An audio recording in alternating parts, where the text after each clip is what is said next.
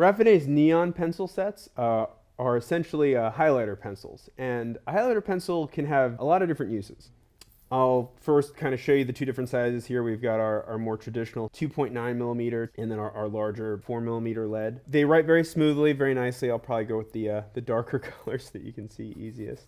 And they're very bright, very, well, like I said, they're highlighters, they're neon. Different applications for this for fine art, a couple of different things. I mean, you can add them to your colored pencil kit and they can add some unique effects.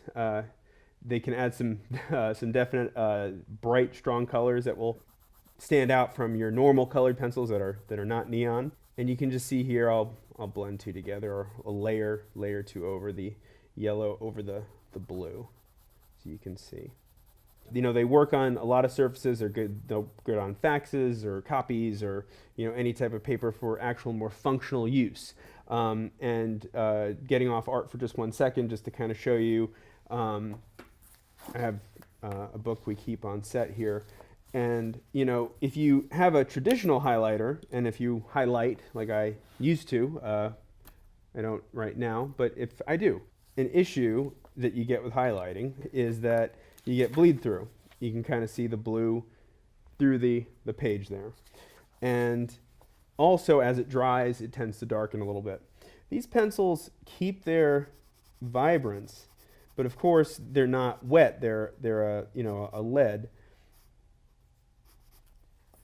and they will not show through at all, which is a really great thing.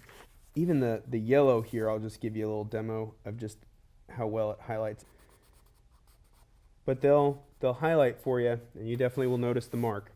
One last thing that I'll show you real quick is just if you wanted to do just fun art, you know, this is a little sketch somebody on the staff made, and you can just see that they're just fun tools. So whether you want to use them for practical uses as a highlighter or to enhance your artwork, the choice is yours.